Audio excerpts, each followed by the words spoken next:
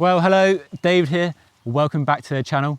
In today's video, we're taking a look at this, the BMC Unrestricted in all its mellow yellow goodness.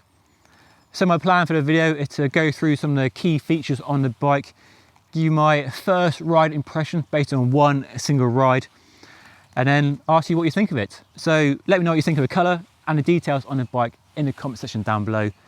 And there will, of course, be a more in-depth review on my channel in about 4 or 5 weeks time or so. So if you want to see that, make sure you subscribe to my channel by hitting that red button down below. Okay, let's dive in.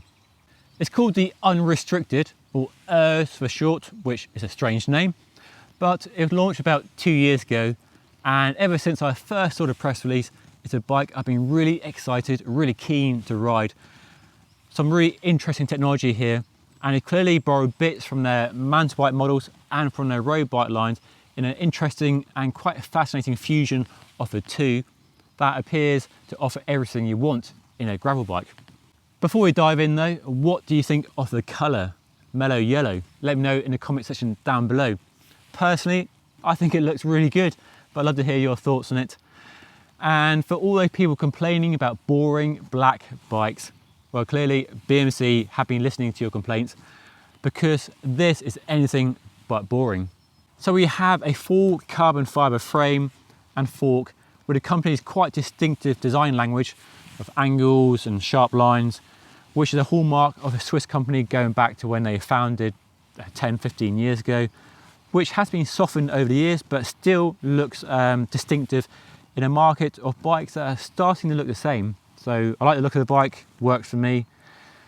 Lots of gravel friendly details, a space for wide 45mm tyres, lots of mounts and accessory points for bike packing bags, a third bottle cage on a down tube, mudguard mounts as well, a pair of bolts on the top tube. We then have a nice bash guard on the down tube and clear tape on the down tube to protect from rock strikes from the front wheel. The fork tips, or the end of the forks, are covered in a rubber material to protect them from damage as well, which is a nice detail. I haven't seen that before. And then the most interesting feature is at the back of the frame here. It's called MTT, or micro travel technology. And essentially it's a elastomer material, so a rubber type material, a bit more complex than that really, that provides up to 10mm of rear wheel travel. So it's not actually suspension, there's no damping or adjustability, there's no pivot hardware either, instead flexing along the chainstays.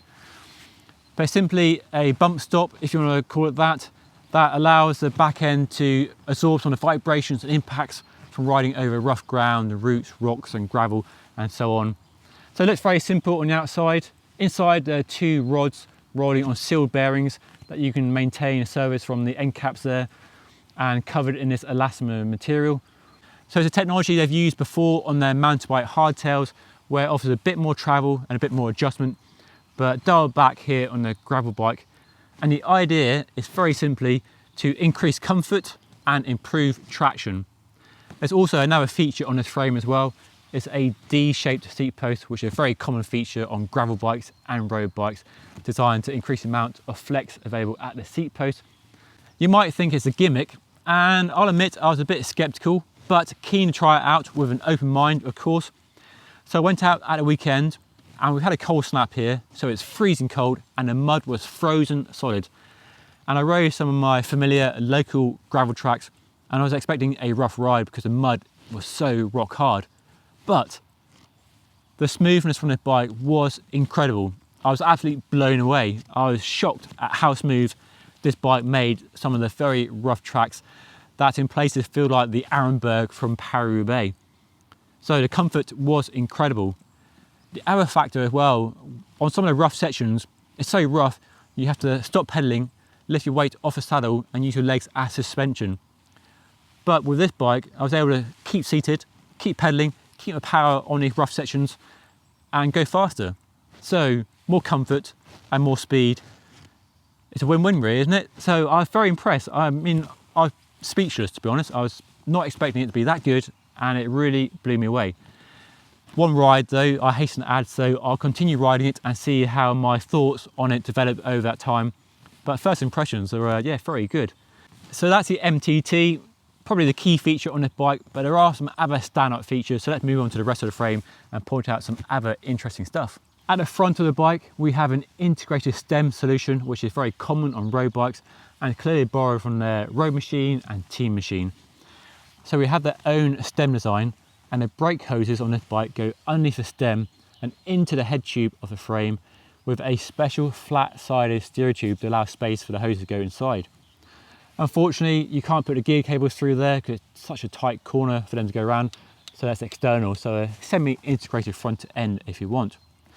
Got these interlocking removable spacers to adjust the height if you need. It's an interesting hooked faceplate design with the bolts at the back of the faceplate there. A bit more fiddly to set up initially, but once you got it set up, there's no hoses or cables at the front of the bike, so good for bike packing. You put in a big bar bag there, there's nothing to interfere the front end at all. Another area where the bike really departs from the normal gravel bike blueprint is in the geometry.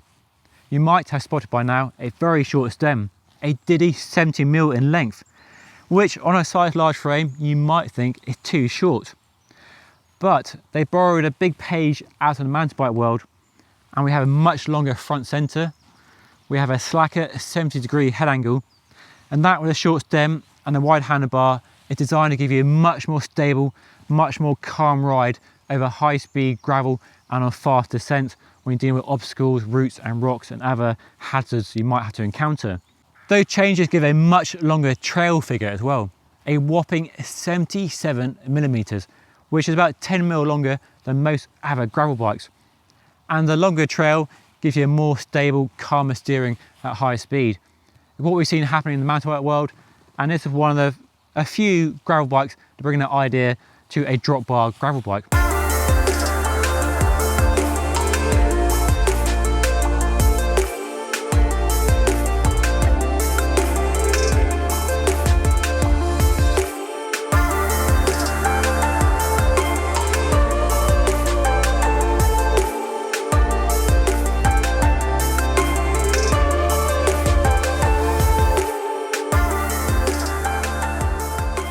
So we have a very distinctive frame packed full of interesting features, available in a number of builds. This one here costs £3,800 here in the UK, with a SRAM Rival 1x group set, DT Swiss gravel wheels, WTB Radler tyres, 40mm wide, an Easton EA70 flared drop handlebar, and a WTB saddle as well. On the scales, this size large without pedals is 9.25 kilograms, but there are inner tubes inside the tyres, so my next job after doing this video is to convert the bike to tubeless and see if that brings the weight down a little bit. Just to remind you that there will be a full in-depth review on this bike coming up very soon, and if you want to see that, make sure you subscribe to my channel by hitting that red button down below. And if you have any questions about the bike, do feel free to put them in the comment section down below. And make sure you follow me on Instagram and Twitter for more behind the scenes of bikes I'm testing, like the BMC here, and see what sort of riding I get up to in my local area here in the Cotswolds.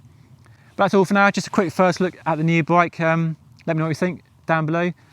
With all that said, I'll see you all again next time. Thank you so much for watching.